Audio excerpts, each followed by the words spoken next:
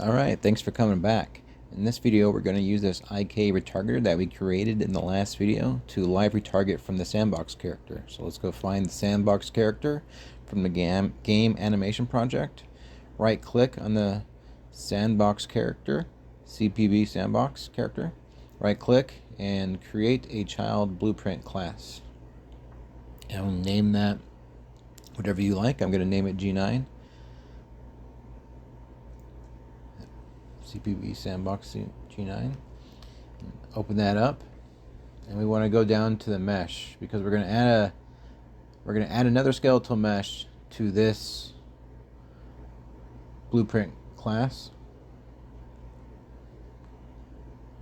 and it's going to be the G9, and then we're going to retarget that from this UEFN mannequin.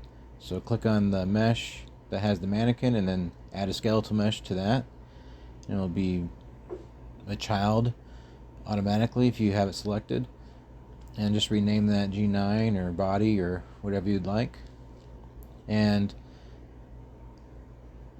under skeletal mesh asset, select G9, retarget, and then under the animation blueprint asset we want to find the APB generic, and then click on the compile that, and then click on the magnifying glass folder next to that, and it'll take you directly to it in your project, and you can open it up that way.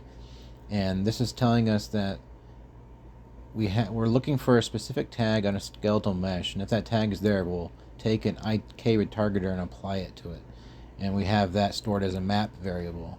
So we want to find that variable, and we want to add the name of the IK retargeter that we created. So go ahead and click on that variable, go find its details panel, and click the plus button to add another index in that map.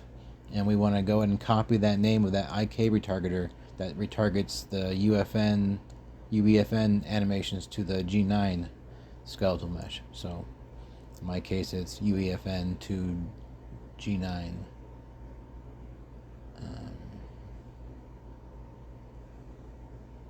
RTG UEFN to G9.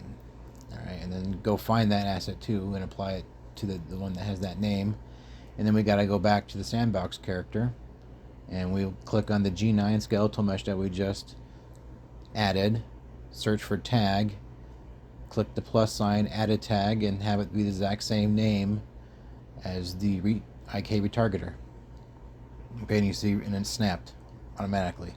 Okay, and go ahead and click on the orange UEFN mesh, search for visibility, and then toggle the visibility. And you also want to make sure the always tick and refresh bones is enabled on both meshes. It should be by default if you right click and add the child class and everything like that. Alright, so we'll go ahead and test it out. Oh, first off, in the game mode, we want to change the game mode default pawn from the sandbox character to the sandbox character G9 or whatever class we just created, just for testing purposes. Alright, and go ahead and save that.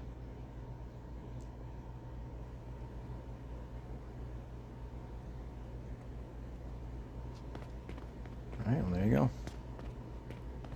Our G9 is retargeted to the sandbox character. Alright, and so also I said we would add hair to this character, so we're going to go ahead and do that now.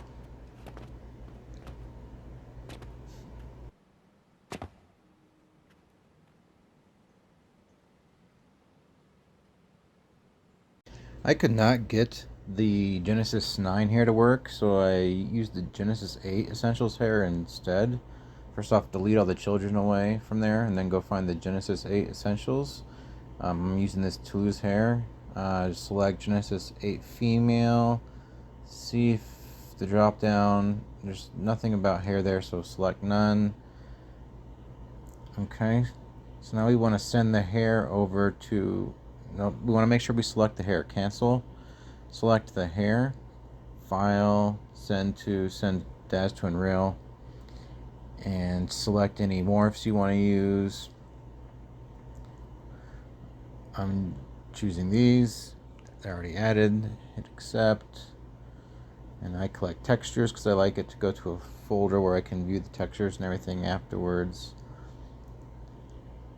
Alright, and now it's ready and it should be in Daz.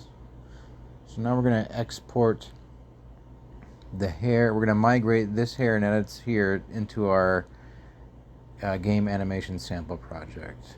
So we want to save all the files and textures first.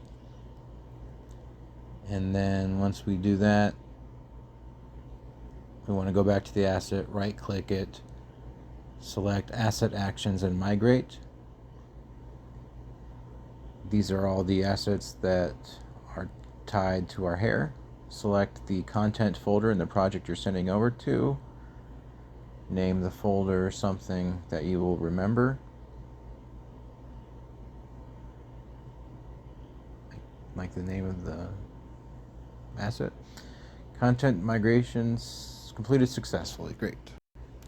Alright, so let's go see if that hair is there in the project. It is.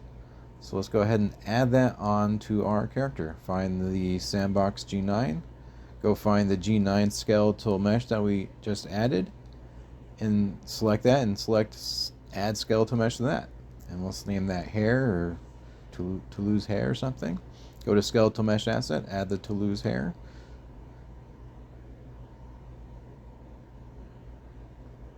And then we want to go to the construction script. So go ahead and under functions, construction scripts, click on that. And then drag the hair and the G9 skeleton out. And drag out and search for leader pose component. Alright. And the target is the hair and the leader is the body. Okay. And if you're using 5.0 and you're not in this game animation sample, in 5.0 it's called master pose component. So it's a different name. All right, compile and save, and then there we go. There's our hair. It's not moving or anything yet. We don't have any simulation added to it, but she almost looks better bald, but it's okay. And the hair stays with the head, doesn't float away. Oh, we got an axe. Whoa, what's going on? Alright, maybe we can show you guys how to add that in the future. Thanks again. Thanks for stopping by. Take care.